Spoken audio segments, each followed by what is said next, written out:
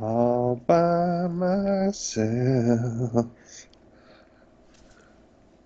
Oh, you're still. I thought you were still going. I was doing the don't wanna be Forget all the finger. words. War. War never changes. All right, here we go. Welcome, ladies, gentlemen, boys, and girls, to War Never Changes, your weekly, and yes, we are sneaking this in technically in the week, your weekly video game podcast. My name is Jim. I am joined by always as the man, the myth, the legend, 50 caliber, Phil McCracken. How you doing today, sir? I'm good, buddy. How are you? I'm doing all right. I have a couple admin notes before we get started with today's show. First and foremost, I want to say thank you guys so much for the feedback we've been getting. We actually have a comment which is addressed to you, Phil, which I'm going to read in just a second. Some other admin notes. I am starting to include timestamps in our podcast again. That was a request. So you will notice on the left-hand side, on the right-hand side, if you're using a computer, or if you're looking at your phone, you will see everything blocked out so you could fast forward to a part of the show that you're interested in. So I'll be doing those again each week. And lastly, as every video I'm doing for the entire month of February, I'm going to strongly encourage you guys to subscribe. Right now, this beautiful logo, bump my microphone. This beautiful logo just appeared. It was amazing, and now it's faded out. Phil, we have a comment this week for you directly. Recall last week we talked about modern warfare and your dismay with some of the guns. Do you recall this conversation, sir? Yes, sort of. Maybe. Yes. Like that the 3-round burst M16 is too powerful and that they fucking nerfed my MP5. Specifically on sniper rifles and how you were explaining, I don't know, something about it all gets blurred together because we did play Warzone this week with some of the guys, and you guys were talking about blackout rounds or something. Yeah, 300 blackout. Blackout, 300 blackout, and NATO, whatever. Anyways, You were it's talking all about blurred together. 5.56 NATO, bro. I'm I not don't talking know what about the heck you anything. pulled that out of. I Googled it. I don't know anything about this, and all these guys are going off about weapons and like, oh, I'm gonna get a. So I just Googled like guns, and I just looked at the first term, and I'm like, what do y'all think about that 5.56 NATO? It's a good round, I guess. Solid round. But Phil, the question for not a question, a comment for you this week comes from a guy who's been following our channel and I guess our channel, but everything I've been doing, he's commenting, and his name is the Bob, and he writes, as for the 50 cal talk at the beginning, the only thing I can come up with is that Warzone had to nerf it because it's semi-auto and not bolt action like the other sniper rifles. I also think it has a 10 round mag, which is bigger than the other rifles. I mean, shit. The Barrett was designed as an anti-material rifle, not for people, so you would think it would do a lot more damage to a person. That's a great comment, Bob. And obviously, you took some time to consider it. And I guess my response would be that that's probably the best. And I don't want to call your theory an excuse, but speaking from the perspective of the developers, I Yeah. guess that would be um, I guess that would be the best excuse. And as I was explaining to Jim last week when I was in my diatribe, the 50 BMG Yes, yeah, it the was. 50 BMG, that piece of lead that's going down range, that's meant to be pumped into the engine block of a Humvee and disable a Humvee. You're right. It's not for people. It's not to hunt fucking deer with. But the idea that they could give you this gun and make it available because it's a pop culture icon. The 50 caliber Barrett sniper rifle is a pop culture icon, just like every Clearly. bad guy in America has the Magnum Research 50 caliber Desert Eagle in that famous 50 Action Express. Um, Of you course. Who can't could not have forget? it. Shut up, Jim. You can't not have it in a war game. So, but the idea that they would give it to us and then like make it less powerful than, let's say, the Pellington, which the Pellington is probably going to shoot like a Remington 300, like a Remington 300 or something like that. The Pellington That would be is my thought basically a too. Remington R700. The idea that they would take this 50 BM, this extremely powerful rifle, and make it Uh, less powerful than what is essentially a hunting rifle with a longer barrel and a more potent injection of lead yeah. is laughable to me. Yeah, I got you. So, I mean, it's just a gameism, I guess, that at some point there has to be like the ultimate weapon. And you typically in a video game, you make that concession by having it take longer to aim down sights, or it takes longer to reload, or you only get like one shot with it. Like you think of people destroying everybody with the war machine, the grenade launcher, but you only get like 4 or 5 shots with that thing and then it's gone. So I guess there has to be a concession, but I understand what you're saying. It seems like there's a tuning issue with some of these like higher power rifles. They probably need to readjust it. That's the thing, though. It's the last sniper rifle you unlock. You have to grind your ass off in the game to get access to it. I think in Warzone, you have to be like one of the top levels. I think you have to be level 55 to get your hands on that 50 caliber sniper rifle in Cold War. I believe it was the same thing in Modern Warfare. So they make it the most difficult gun to get, and then they fucking nerf the shit out of it. Like, I'm not saying make it a world ender, like shoot you in the leg and it blows your leg off and you die, but it just like the other sniper rifles, if I hit you in the chest with it, it should kill you. Yes, it's semi-automatic. Yes, it's got a larger magazine, but it should still fucking kill you. The trade-off is that you have to grind to get it, and once you've earned it, you should be able to fucking use it effectively. Yeah, that's what's frustrating as somebody who prefers shotguns. That's like my go-to weapon. As a matter of fact, fun fact about young little Jimmy the video gamer, for a very long time before I was known as Viper Magic, I was known as Shotgun Justice. God. I know what I went from the what do they say, out of the frying pan into the fire. It was known as Shotgun Justice because I exclusively used the shotgun in Counter-Strike and in early Battlefield games. That was the only weapon I would use, exclusively. At range, at close, I didn't care. I was a pump-action shotgun guy. So you can imagine my dismay playing Call of Duty when I'm getting close to you and I hit you with a pump shotgun and you don't die. And I'm like, that's all I got. I'm going to get one shot at you. You better die. And if you return fire, I'm doing that and I'm already dead because you're pumping me full of lead. So I do get it. I understand. There is always a balance between these things. But I feel like in sniper rifle situations and in shotgun situations, the two spectrums of like close quarter combat versus being, way out in the periphery, like the skill that it takes for you to get close, either in a shotgun or to line up a shot as a sniper rifle, it should be rewarded. And I think that that's really lacking right now in Warzone, and it's really frustrating. That's a great point, dude. Like, you have to work hard to get close enough to someone for a shotgun to be within effective range. Like, if you have like a 28-inch barrel on a semi-automatic like duck gun, then yeah, your effective range, if you put a rifle choke at the end, your effective range could be up to 150 yards, which isn't all that close. But with the shotguns that are in that game, dude, you got to get fucking close. And the idea that you do. It's get in there and it doesn't kill them in one hit. It always kills me in one hit, though. So fuck you. Yeah, the effective range is definitely something that's frustrating because I remember like playing Battlefield 3, I could snipe people with a slug, which was just basically aiming it way up in the air and treating it like a mortar, essentially, like a cannonball.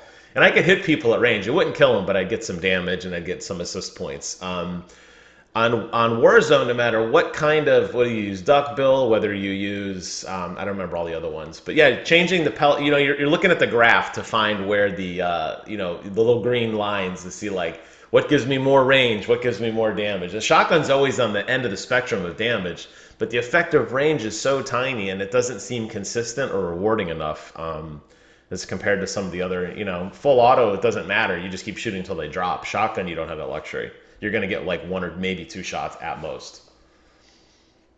So, okay. Well, I wanted to bring that up. Thank you, the Bob. I appreciate your comment. And clearly Phil loves all of this weaponry, so he can speak to it. And Phil now a full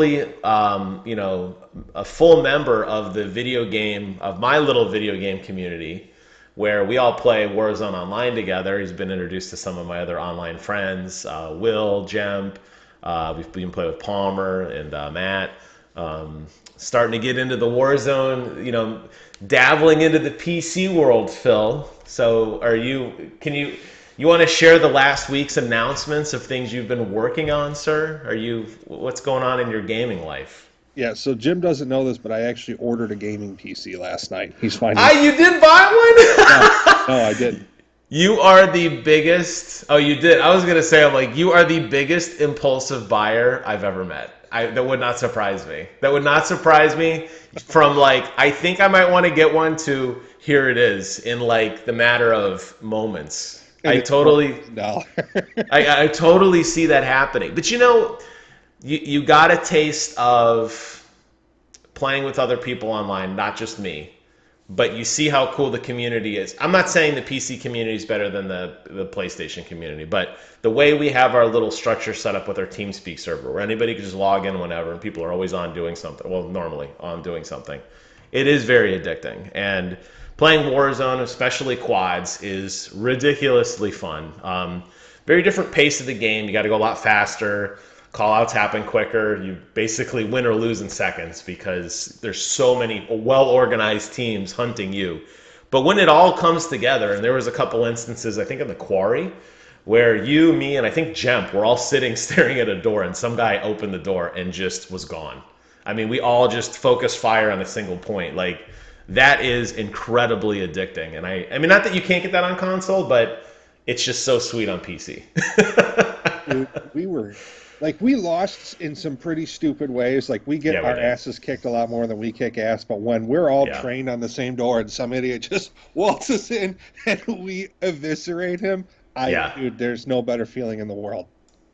Yeah, I agree. I think that's something that's really cool. So what made you finally decide to jump into the PC world? Was it my incessant harping that you need a PC? Is it FOMO? Is it you just are evolving as a gamer? Like, what's going on in that sort of afro-like head of yours? What? When your hair grows out, you get like a little mini afro. Oh yeah, my hair is short right now. So it's 90% your incessant, never-ending, stupid fucking comments about joining the PC Master Race. Welcome, And sir. As the ambassador, is my recent foray into playing with groups, and like okay. really sucked the other night when you're like, I'm gonna go play Among Us with the guys. You can come, and I couldn't figure out a way to make it work. It really sucked because I really wanted to play with you guys. So it was a big part of that. The only reason I didn't pull the trigger on that build last night is because I hadn't heard back from you, and I wanted to just take a step back because no matter how I look at this, I'm spending $5,000. The computer itself is $3,400. Do you remember that episode we did? I'm going to post the link in the description below, everybody. I want you guys to go back and watch the episode. I will timestamp it, where Phil and I were discussing the cost of getting into console gaming versus the cost of getting into PC gaming. And I couldn't even come remotely close to what at the time an Xbox One X was going to cost. And now you're hearing Phil Moneybags McCracken blowing 5 large. Your computer, you're going to have the best computer on the block, dude. I mean, this is going to be like giving a baby a 50 cal, but not the Warzone version, the real version. Dude,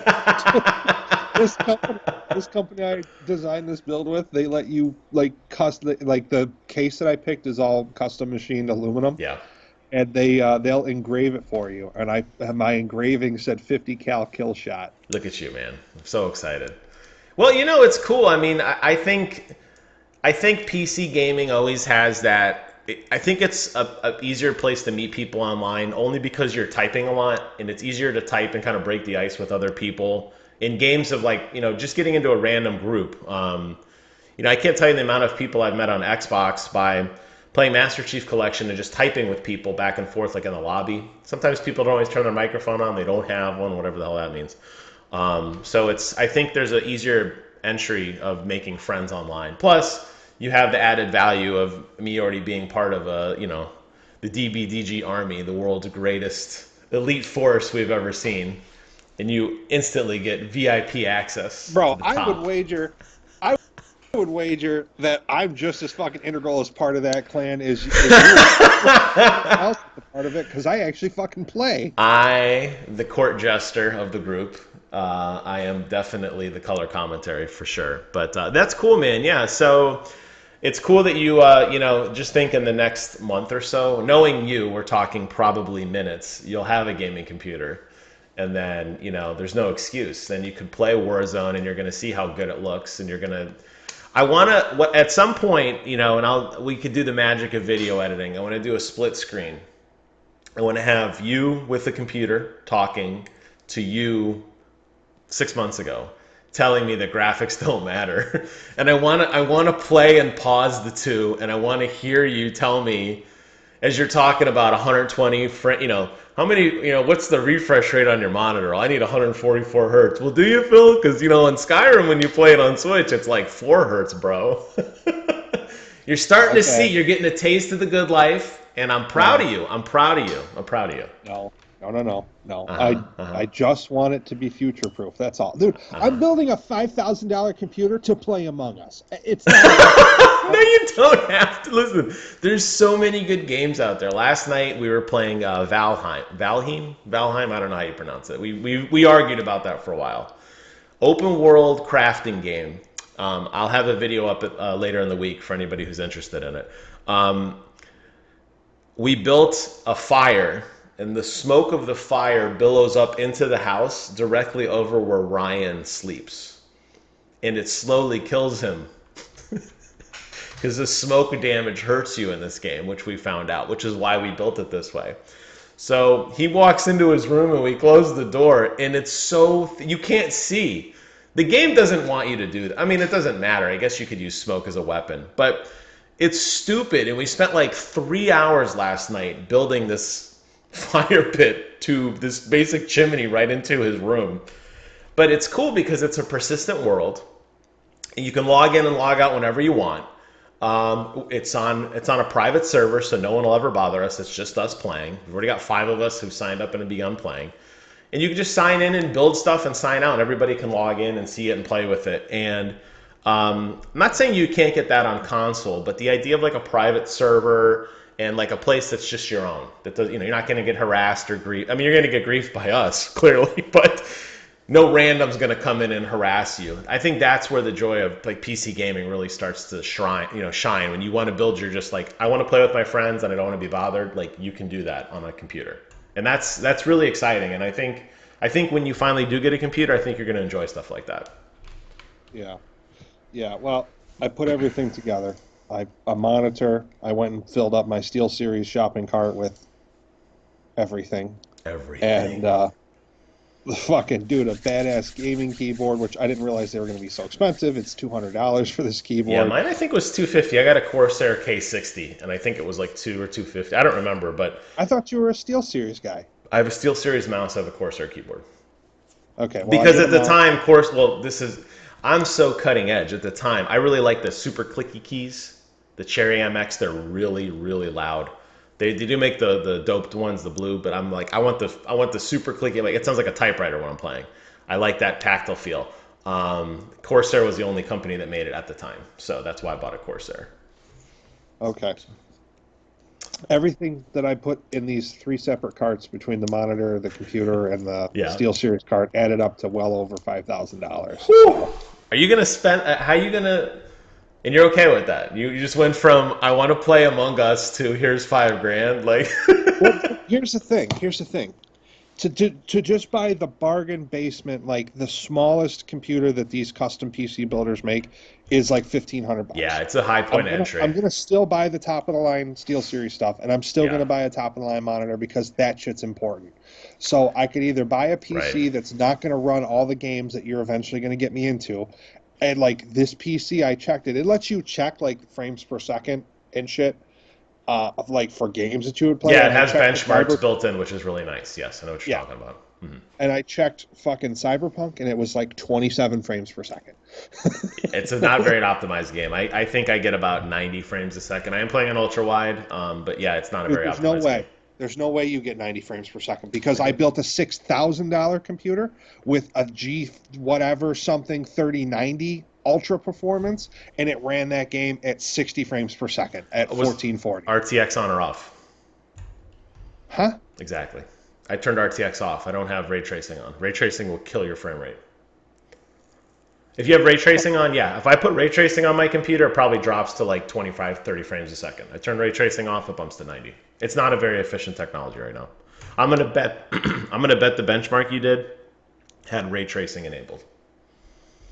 I don't know how to check I believe you. that. No, yeah. So, you know, when it comes to computers and stuff, though, there is a high entry point because unlike most people who have, and we talked about this before, but you know, most people already own a TV. Most people already own a sound system, or the TV's got speakers that are adequate enough to hear sound. When you get in the computer world, you have nothing. You don't have a case, you don't have a power supply, you don't have a keyboard, a mouse, a monitor, a desk, basic stuff. Once you have that, like the last case I had, I think I had that case for 4 builds before I finally got rid of it. So I just took all the parts out, put new parts in. Same with the power supply. Took all the power, you know, I kept the power supply in there. It was like an 800 watt power supply, and it just worked forever. It was fine. I had no issues with it. I just kept it. So a lot of these parts, once you kind of put your foot in the door, like they last. You know, this monitor I have will last me for a very long time.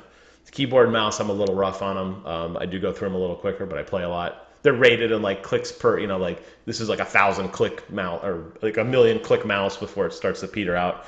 I do play a lot, so I'm a little rougher on those. I understand that, but you'll find that if you do decide to invest in gaming, PC gaming, which obviously you want to buy into a computer, the next build you do will probably be like a Delta build, which is what a lot of people do. Like, you know, my computer's great, but the graphics are a little sluggish. I bought a new graphics card. Or I'm just going to buy some more RAM, or I'm going to buy a third hard drive. And you just kind of chip away. It kind of turns into like the Millennium Falcon. Like, at the end, it's just a hybrid of a bunch of parts, but you keep it current that way. Yeah, I don't know what you're talking about, but I understand the concept. Yeah. So you'll see as you start to get more into it, I think it'll make more sense in terms of like what your limitations are. And you know, like for example, Palmer, he still runs he runs a graphics card that's like 7 years old. It doesn't look great. He puts all the games in low settings. Obviously he kicks my ass at StarCraft, so you don't need good graphics for that. But he's still able to play. Now, all he's going to do when he decides to upgrade is he's going to buy, he probably won't buy a 3070. He'll probably buy like what I have, maybe around that price point, like a 2080-ish, somewhere in that area. But he's going to keep everything else the same. He's still going to use the same processor, the same keyboard, the same mouse, the same hard drive, the same case, the same fans. He's just going to swap out the card for another card. And suddenly, he's in, you know, next generation world like everybody else. So what you're potentially suggesting in terms of your monster build is just that. You know, you're going to be future-proof for a long time. And I have yet to find a game on my computer, which I think is, I want to say it's 2 or 3 years old now. I have yet to find a game that I can't run it at least 60 frames a second with everything on max, with the exception of RTX and ultra-wide. Okay. So I think you're going to find that I think if you're going to spend that kind of money, you're going to pay it at the end no matter what. You just want to pay a little bit each time, or do you want to pay it all up front and then just like ride that wave, you know? Eventually technology will catch up to you. But the specs you showed me yesterday, you are so far ahead of the curve right now that like your computer is going to be like, so when do we start? It's not going to feel anything. Like you're not going to feel any you're going to be able to run like 4 copies of every game without any issue at all. Yeah. Plus, you know, and I really think you will have a good experience. You know, you could obviously still use your controller. Of course, I always show my prop at this point.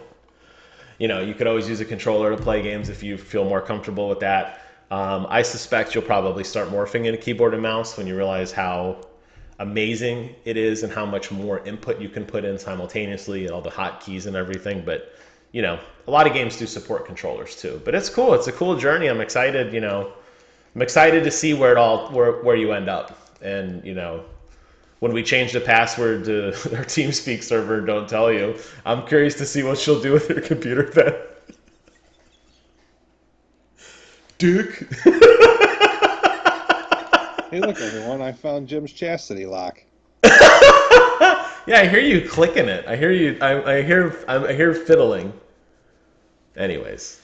No, I'm excited for you, man. So yeah, that was I think like the big non-gaming news this week, but there was some other stuff I did want to talk about.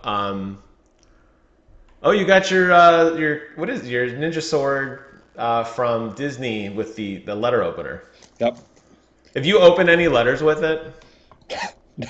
No, right? Okay. No. What is this, 1980? How many times do you like pull it out, like sheath it? Because I have one from the Sekiro Shadows Die Twice collector edition, and I sit there and I'll pull it out and I'll sheath it like over and over and over and over, and I'm like shing, but I've never once opened a letter with it. It's totally a display piece or a toy for adult men.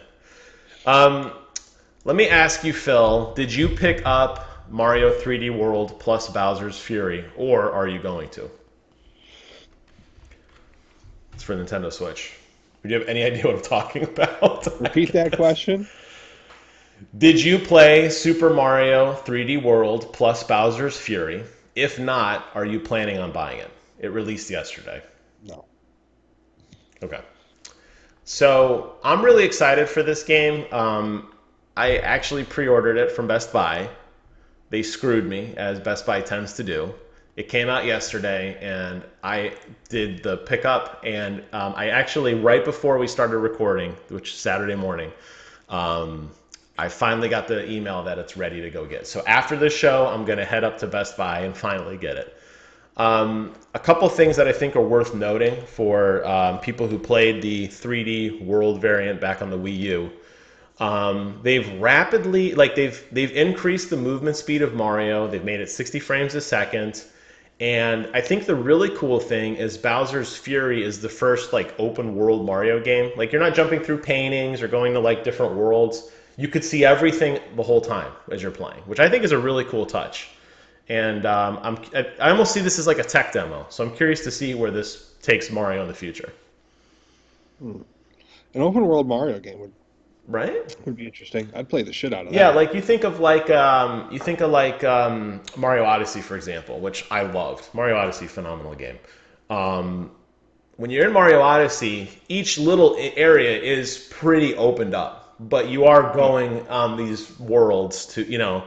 So imagine just like standing at the top of, I don't know, the throat of the world, I'm using a Skyrim reference, and seeing everything out in front of you. It's like that, but Mario. So you're going to go stand in the middle of, I don't know what the name of the island is, and you're going to be able to look around and see everything. And you're like, oh, you see that coin out in the horizon? You can get that coin. Dude, now I want an open world game. I want Call of Duty Warzone played in Skyrim. That's what I want. There you go. Yeah. I want to run around Skyrim killing people. I want to camp on the top of the throat of the world. That is the promise, sir, of Halo Infinite. That's the promise. That's what they have been talking a lot about, a persistent open world multiplayer experience. I don't know what that means in my head. My mind races in a billion different directions. But that's the promise, I think. That's what they want to go for. So I'm starting to see a shift in genres. Mario, you do not think open world. Halo, you definitely do not think open world. You are starting to see other games and traditional level-based design going to the wayside in exchange for these big giant places to get into trouble. And that sounds so cool to me. I'm sure some people don't like that idea, but for me personally, I'm all in. That's the one reason I'm buying this game, is to check out Bowser's Fury. I could care less about Super Mario 3D World. Cool. And it's, of course, the Nintendo tax of $60 now or later. It will always be $60. It will never go on sale.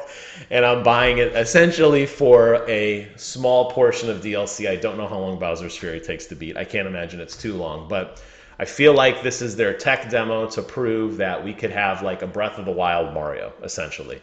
Not, you know, I think we're getting in that direction. I think that's where we're going. If you get it and play it and you like it, let me know, and I'll con you into mailing it to me when you're done with Fair it, enough. so I can try Okay, it. fair enough. I can do that. I will mail. You don't have to con me. I'll just mail it to you. Because then I just spend all your money on that computer. You need. I'll throw some food in there too. I'll like some beef jerky in there, like a little care package, a little drizzle of sunflower seeds. You know, some light snacks. Get you going. Dukes. Delicious.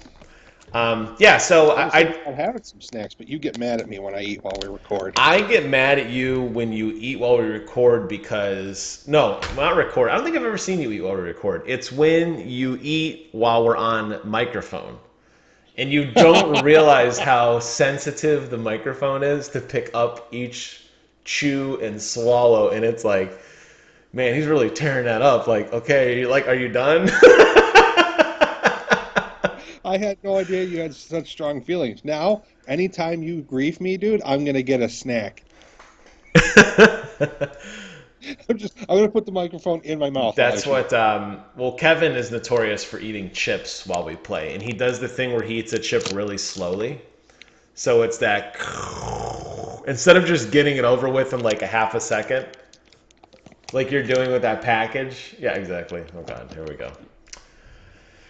Anyways, moving on from Phil's professionalism. So man, your facial expression just I fell just off press the a button and fucking. just turn you off. It's really, there's one button and you're just gone. It's that easy. You won't.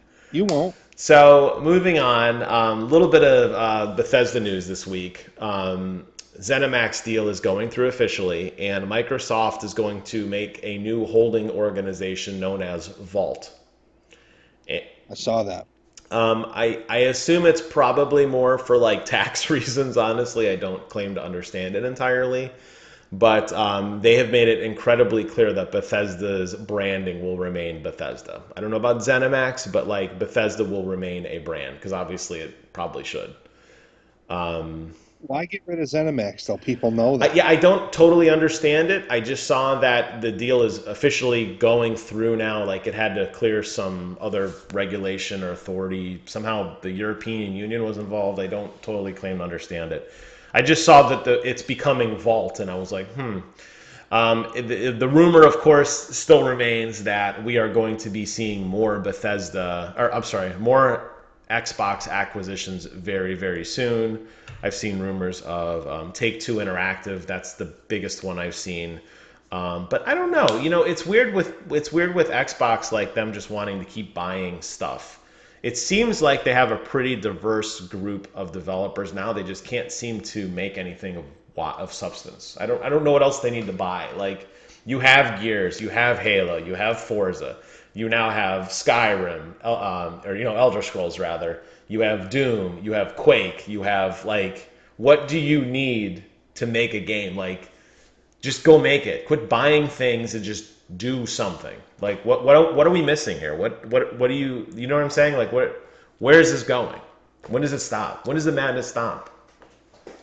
I wonder when they'll acquire Sony.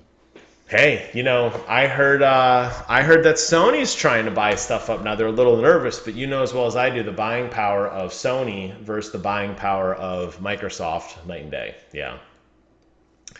I don't know what Sony would really need to go after and pursue. I feel like they have it pretty much dialed down. But, the truth is, you look at a lot of Sony's games, they are third-person, open-world, exploration-y type games. Very similar to, what we're seeing Nintendo shift to, and potentially Halo, although it's going to be first-person, shift to with Halo Infinite. So maybe we're gonna get burnt out at open-world games soon. I don't know. Not Not me. me. Let's keep going. Yeah, and I think I don't know. Like, I mean, you played Valhalla a little bit again, right? And you stopped again. You started and stopped. Yeah. Yeah. So I mean, that game has a lot to do. There's a ton of quests, ton of exploration, ton of stuff to do. Like, I mean, don't you, in a sense, don't you feel like you got open world gamed out, or was it just specifically to Assassin's Creed? It was specific to Assassin's Creed because it's a slow game in the beginning and in the middle, and I assume at the end. So unless you're super committed to it and you're just really looking to grind it out and like get and be a completionist, it doesn't have a compelling main character. It doesn't have a compelling storyline. It's just like you're a Viking and we have to move now and blah blah blah. Fucking, I guess. I don't Do know. you think Mario would fit that bill with an open world game? Like, do you think Mario is a compelling character? Like, other than him, like he doesn't. I don't think he talks ever. There's no character development. It's me. That's what I Mario. mean. Like, is it just a novelty that it's like, wow, we're actually getting that? Like, I don't know. I will say that with Assassin's Creed, them trying to build a world around Eivor is cool. I don't think it quite works. I think it is kind of dry. I think a lot of people ultimately agree on that. And the payoff, I don't think was as great as people had hoped. I'm not going to spoil anything. But in terms of like the story and the conclusion of kind of what happens, there's a couple interesting moments. I don't know if it's worth 140 hours though. To answer your question about Mario, I think Nintendo has this figured out. I think what's most compelling about that is the nostalgia factor. Yeah. And I want to have that new experience with a beloved character. I don't know Eivor from a bag of dicks on the road. You know what I mean? The old bag of dicks. So, well, it's more fun to say than bag of assholes. That just sounds disgusting and smelly. So, And it doesn't make sense. Is it just like, go on, carry on. do you really want to dive into this? No, I don't. I want to hear more about your. I don't want to hear anything else about bags. I want to hear your thoughts on Assassin's Creed, though. I couldn't. I tried really hard to care about Eivor. I really did. Yeah. I couldn't. I hear you, man. Yeah, it'll be interesting to see, though, as we do see a shift into, next gen, if there really is a Switch 2. Or Switch Pro or whatever the heck they want to call it, that kind of extra horsepower is going to allow for some more creative, fun open worlds. And there are going to be cool experiences to be had. And I think it shows, in a game like Valheim, it's a budget-looking game. It is an indie game. It's very basic graphics. But when you give people the tools to create or to explore or to kind of like write their own narrative, the value is infinite. It really is. And that's why I'm a big defender of Sea of Thieves, and one of the big reasons I'm a big defender of Sea of Thieves is because you make your own stories, and it's so much more fun with your friends. You will not forget memories you had with your friends in 5 years, but you will forget what happened at the end of, as we were talking about earlier, Avengers Endgame. Well, I did at least. As I watch WandaVision, I'm like, wait, what's going on again? Oh, yeah. So you forget, but those moments you have, those moment-to-moment hits of like fun things. You're like, do you remember the time when blah, blah, blah? Yeah, you will remember those. And I think that's where Ubisoft has really kind of figured that out. And they talked a lot about that years ago. Yves Guillemot talked a lot about that, saying, hey, look, we're more interested in giving you like tools to make your own stories. I don't think they quite hit the mark on Assassin's Creed, but they've been shifting their company in that direction for a long time. Yeah, they hit the mark on a lot of stuff though. Like They do. I've really enjoyed the last couple of Far Cries. I really enjoyed Assassin's Creed Black Flag. I love the Division games, so it's just like they're doing a good job, man. Other than the sexual harassment stuff, bad Ubisoft. You see a world in which you get the next Far Cry game on a computer now instead of your PlayStation 5? If we're going to co-op, we need to decide how we're going to co-op it. These are important decisions. Yeah, we need to hold a moot. I've got Game Pass Ultimate, so I mean, I've already got access to a couple good, decent PC games. So, dude, wait until you get Game Pass Ultimate running on your computer, and you see the amount of games you can start playing, and you're like, "Whoa! They gave this to me for free," and it's like, "Yes, they did." Very exciting times. Speaking of Ubisoft, Division 2. We have been playing. We haven't played in the last week or so, but we'll get back into it. The PlayStation 5 port, the 60 frame a second port. I like it because it's good eye candy, but there's a lot of technical issues with it. And my question to you is, did you notice any of them? Nope. There are no smoke effects anymore. There are no reflections anymore. And the loading times are like double what they were. They are abysmal. Those loading times are abysmal. They were already. Yeah, there's a really good video by Digital Foundry comparing and contrasting the PS5 port to the the Xbox port, and night and day how bad the PlayStation version looks. I noticed it when we were playing. I didn't say anything, but I'm surprised. I'm surprised that they've kind of given stuff to us, but then immediately almost taken it back. My question to you really is a greater question, not just about the vision, but these games that are coming out at 60 frames a second, is that something that's going to get you excited to go back and replay them, or do you not care? I don't care that much, to be totally honest with you. Okay. You know, I guess if it was like a multiplayer game and they overhauled it that much and it was like looking sweet or whatever, like we wanted to go back to, Yeah. the original Call of Duty 4 Modern Warfare, like Right. that, that got an Uprez. And Yeah. that's one of my favorite games ever. But I didn't buy it and go back and play it yet because there's other shit that I'm doing. Gotcha. To answer your question very simply, no. But I would like to touch on the idea, even just to finish this statement and move on from it because I know we're probably running low on time. Dear game developers, please stop giving us unfinished products and then being surprised about our reactions and taking it back and saying you're sorry. You're obviously not sorry. You have industry professionals working with you, and you facilitate or you gauge professionals Yep. for reactions to what you're about to put out into the Yeah. marketplace. Yeah. And it's unacceptable that this keeps happening, and you need to fucking stop because Agreed. no one believes you anymore. Agreed. Yeah. And that's, some of the dismay I see. Obviously, the fallout with Cyberpunk, which we'll talk about in a second, but even Halo Infinite's a great example. Halo Infinite, they were ready to go. They had the branding done, they had all the partnerships done, Master Chief on chip bags, Master Chief on Coke cans, whatever. They were ready to rock and roll with that game. And he was going to be the poster boy, which he should be, of the Xbox Series X, and that was the reason to buy it. And they released that Halo Infinite trailer to see what people would think. And everybody hated it. And then they pulled it off the shelves, and now they look like fools.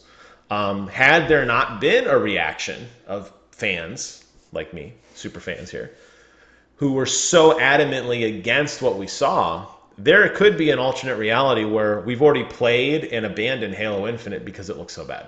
It could have come out on launch in December like it was supposed to, day and date with the Xbox Series X. We played it. It was garbage. It didn't look good. It didn't play well. And everyone said, okay, cool. And they deleted it and moved on. That's how fast the world moves in terms of gaming. So you are 100% right. I think it's sad that we have to be the watchdogs of our own community, but we kind of have to be. We do. I don't know. Agreed. I don't know how good for the industry all this growth by acquisition is because then you get like a few centralized people making all the major decisions and it really fills the market up with the wills and whims of shareholders, which is fine because they're the ones that build these gigantic, beautiful games that give us years of entertainment. But they're fucking shitheads, and they keep giving us these broken fucking games. And it's just like when you have a young, plucky studio that wants to make a name for themselves and wants to put out a quality product that they put their all into and that they know is good, and they make that one game, and then they fucking sell their studio to Phil Spencer. Yeah, you're right. Like, dude, CD Projekt Red's stock is tanking. Yeah, they lost a lot of money. They lost a lot of money, and you know what's gonna happen now? Phil Spencer's gonna show up at their doorstep, and he's gonna say, "Listen, Like, is he going to be dressed with Santa Claus with a bag of money on his shoulder instead of presents?"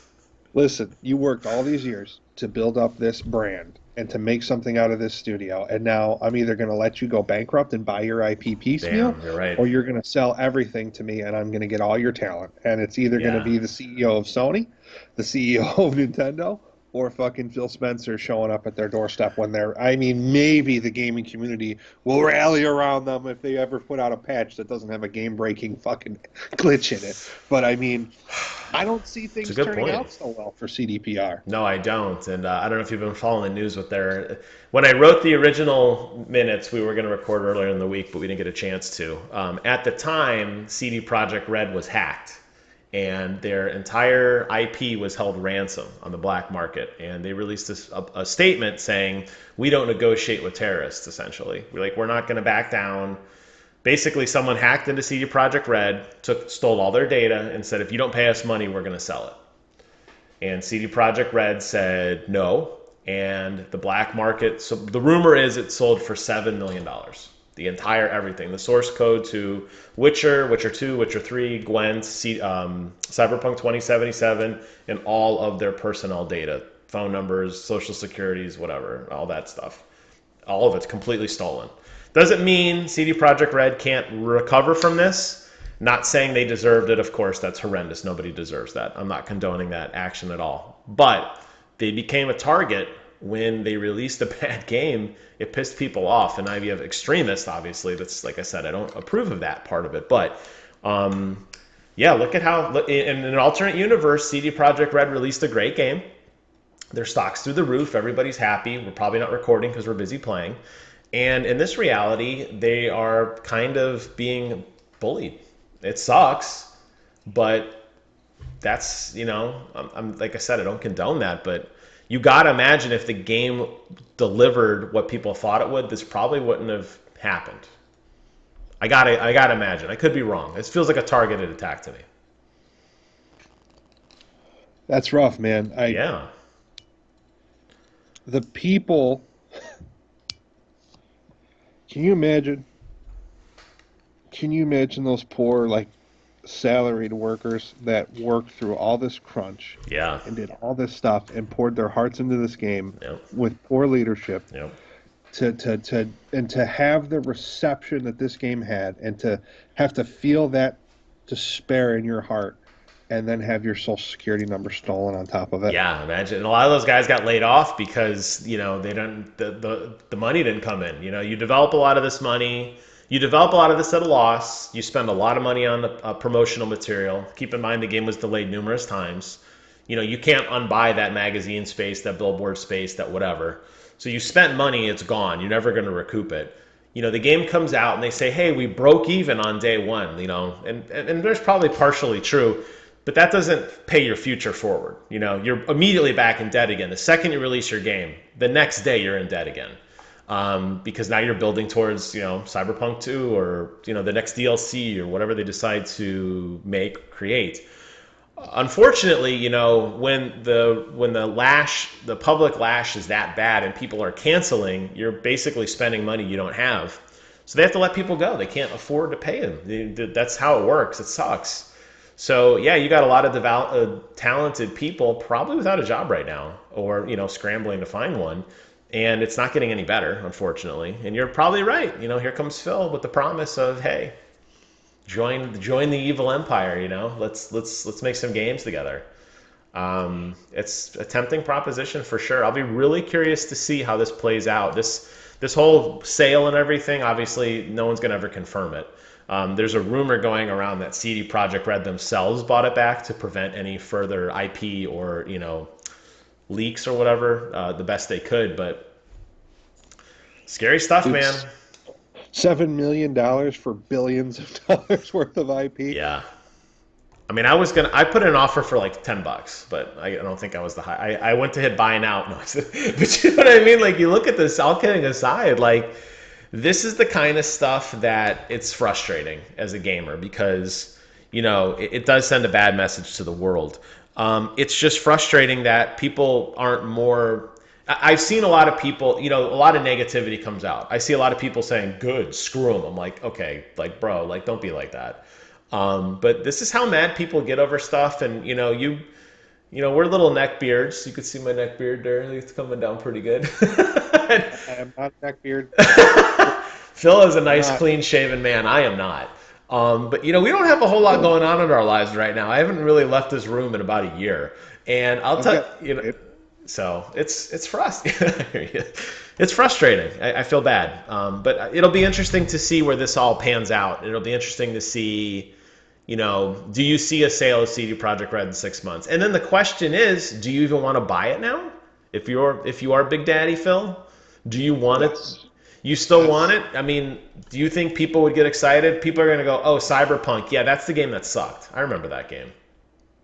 Yes, I want it because there's some incredibly talented people and incredibly talented storytellers in there, and also some very valuable IP. No one's mad about The Witcher. The Witcher's still, like, if they came out with another Witcher game and that's true. CDPR comes out with another Witcher game and they're tied to a big studio like Sony or Nintendo or Xbox, it's going to go, fucking platinum overnight. and it is what it is. That's a good point. Yeah, I mean, it'll be curious to see. Blizzard Entertainment, similar thing where they were on top of the world.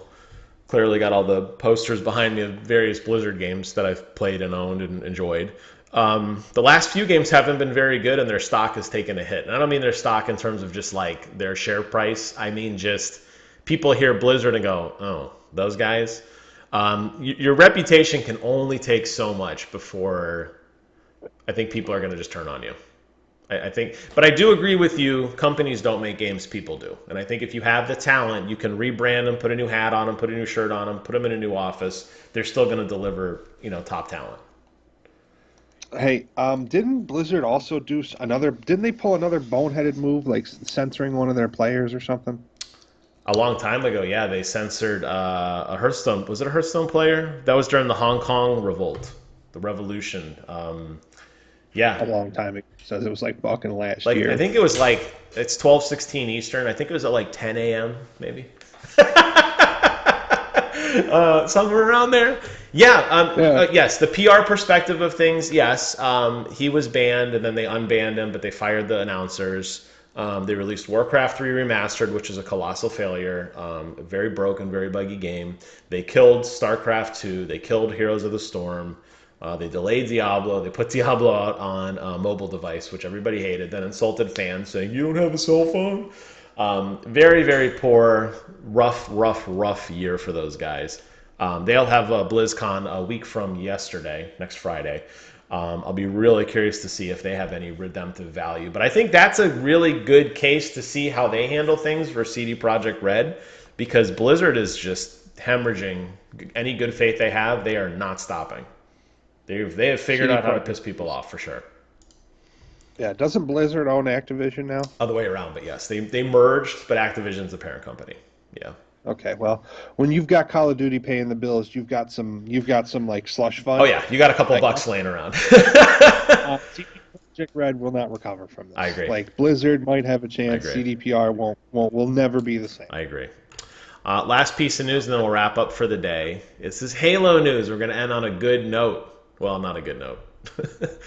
The good note is Griff Ball has returned to Master Chief Collection with Season 5 that I adore. The bad news is 343 Industries has announced that they are stopping support on Halo Wars 2, and they have postponed any development on Halo Wars 3. I guess okay. I'm a Halo super fan, so I see everything in a very different light than others. I read all the books, I listen to all the dopey audio things, the comic books, the extended universe. That's my wheelhouse. Have you ever even played Halo Wars 1 or 2? Yeah, I own them both. Have you played them? Yeah, I own them both. Exactly. This is my point. I'm glad you said it that way. That is the problem. Nobody cares about this franchise. I loved it. I thought it had promise. Give me the ability to control a bunch of little warthogs driving around on a map. Give me some objectives to complete. Throw in a good story. Give me a good new story that links back into the end of Halo 5 Guardians. I'm on board. But apparently, I'm on board. Nobody else is. We've got one guy playing on the server right now. Yeah, just cut support. Just cut support. So it's unfortunate, but I mean, I guess I look at it and say, you think about, this goes back to my other point on Xbox, and I know I beat them up a lot, but it's because I love them. I mean, I'm wearing the Gear stuff. I love them. Listen, you have a franchise in Halo that is so dynamite popular. Make games for it. We will buy the games. Why can't you guys figure this out? Why are you killing things? Just make more games. It's not hard to do. It's not hard to do. Do it. Dude, they poached the entire Halo Wars 3 team to go fix the dumpster fire that is Halo Infinite. You know it. You know it. So, like, a part of it... Guys? Like, Halo Infinite's going to be really small stuff. Like, we only know how to make warthogs this big. That's right. Everything's going to be disproportionate in size, and it's not going to make any sense. And I want to believe. I go back to the Halo 3 campaign, just the word believe. Just such a phenomenal marketing campaign, showing all these really cool clips of Master Chief down and out, fighting one more time, saving the day, Earth's under invasion, we're losing the war, and Chief saves the day. I want to believe. I want that energy again. I want to be blown away. But everything I see leading up to this, anything Xbox, and that worries me because I'm a Bethesda guy too, it just collapses. So we will see, man. I don't know. Well, as time unfolds, as we get more information on what's going on with Halo Infinite, I will be front row center. I am their target audience. I will carry the torch. If it's me and you, and then you fall asleep playing, I'll push you out of the seat, and I will drive the Warthog to victory. I'm not giving up on this game. Bro, I'm just I'm like maybe not as excited as you just because you're on a whole different level. I'm I'm nerd fucking 10,000. stoked for Halo Infinite. I want it to be a good game. And I also know every time you come in wearing an Xbox shirt that it's shit on Xbox week. It is. Because you're It is. it's shit all over. You're like, hey, I love them. I'm wearing this shirt. But that's right. Well, I don't have I was looking, I do not own a Sony PlayStation shirt. I am shocked I do not have one. So I need to buy one. Wow. So when you see me wearing one of those, you better sell a PS5 because I'm done. All right, Phil. It's been a good show, my friend. You know the drill. You're going to say goodbye to the lovely people, and I'm sure, well prepared as you are, full of energy, you have a lot of interesting things you want to say. Isn't that right? That's right. So thanks for joining us, everyone. And much like Jim will never not look like a fucking homeless person, War also will never change.